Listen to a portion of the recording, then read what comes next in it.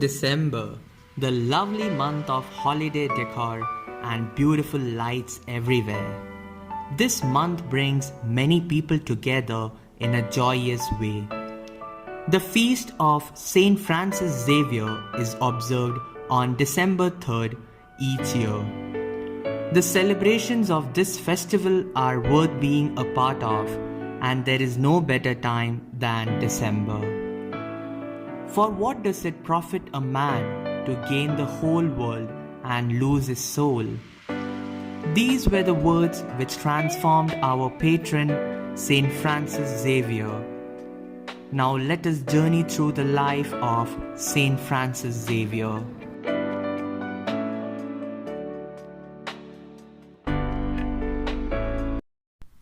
Saint Francis was born in the Kingdom of Navarre on 7th April 1506 in Xavier Castle, which is a part of present-day northern Spain. The family of Francis Xavier is one among the noble families, and they were the richest in the kingdom. At the age of 19, he left the castle to study at the University of Paris. He did not know that he was never going to see his family or friends again. In fact, Paris was going to be his home for the next 9 years. He enrolled at the College of Saint Barbara, where he pursued an unwaveringly successful academic career. There, Francis met the two most important people who would have a huge influence in his life. Francis had a roommate named Peter Faber, and he was really close to him. Hello, Francis. Hey dear, how are you today? I'm fine. I want you to meet my friend Ignatius of Loyola. It's a pleasure to meet you, Francis. Good to meet you too, Ignatius. Ignatius was new to the college, and he had been a former soldier. He was injured in a war and had a religious conversion while recovering from a war wound. I have something to tell you, Francis. What is it, my friend? I have decided to become a priest after my studies. Wow, that's amazing, my friend. Should also consider of becoming a priest, my friend, for whatever Peter Faber told me about you. You are indeed a spiritual person. Thanks for the offer, but I think I'm going to be a professor because I really like teaching and it pays me well too. You know, there is a saying, for what does it profit a man to gain the whole world and lose his soul? Huh? We will see again, my friend.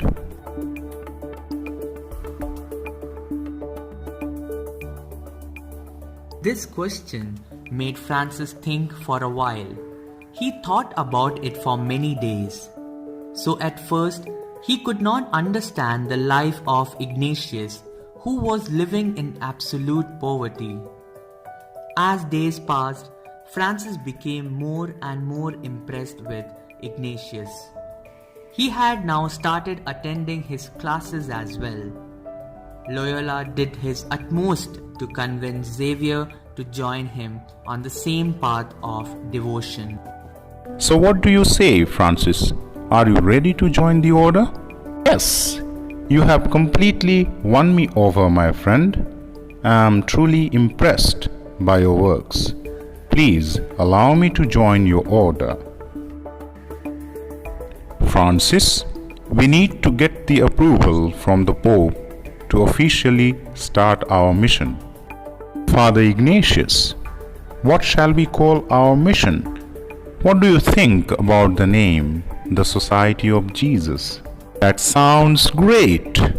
Now then, we have drawn the rules for our order.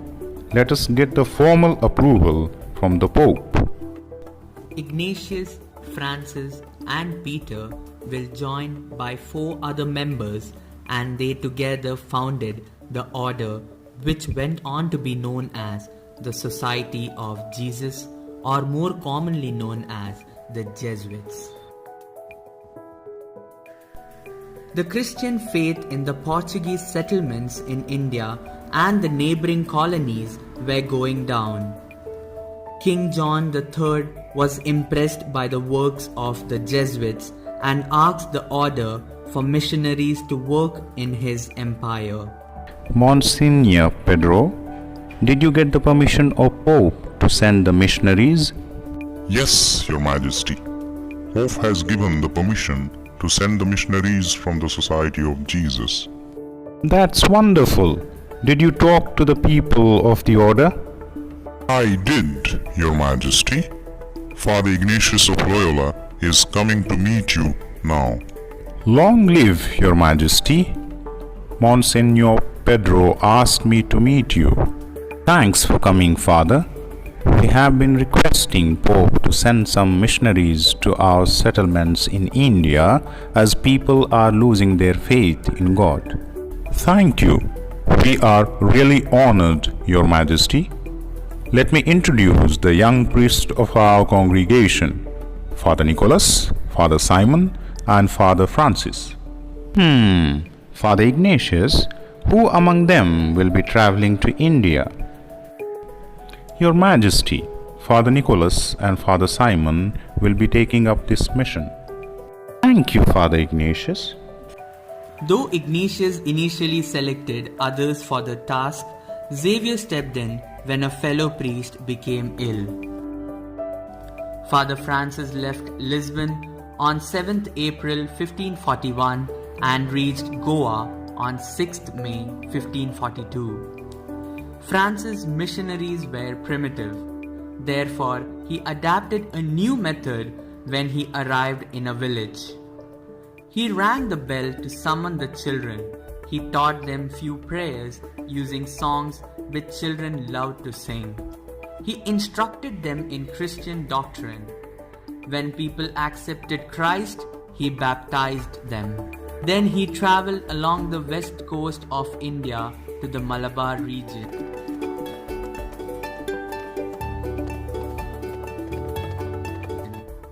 He also helped the people to construct 40 churches.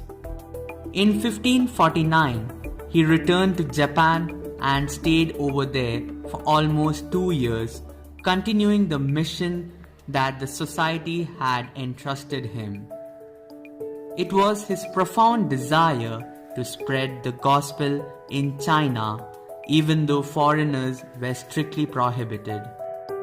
On his voyage to China, at Xingchuan Island, he fell sick and died on December 3rd in the year 1552 at the age of 46. In 1553, his body was shifted to Goa and it is kept in the Basilica of Bom Jesus in Goa. Miraculously, his body hasn't decayed yet.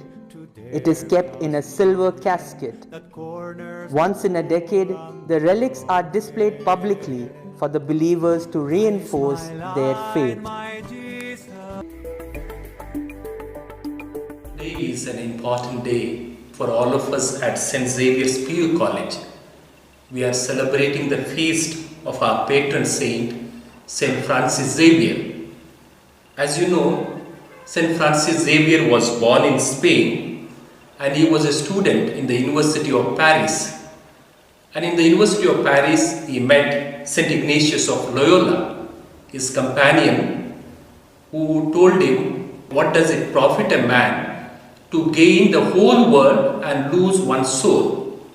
And there the transformation takes place.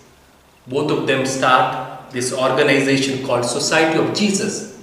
And St. Francis Xavier comes to India and he works for 10 years in India, Sri Lanka and Japan. And on his way to China, he dies. And during these 10 years of his life in India, he starts schools and colleges, and he believed only through education we can have transformation. Here at St. Xavier's PU College, it's a Jesuit college, we believe in all-round development, and we take this word to create men and women for and with others. What does this mean? This means 4 C's, that is to create men of competence, academically qualified, magis or excellence. Second one is men and women of compassion. Compassion means those who are sympathetic towards others, those who are empathetic towards others, towards our fellow human being, especially the poor and the underprivileged. And third aspect of our education is conscience.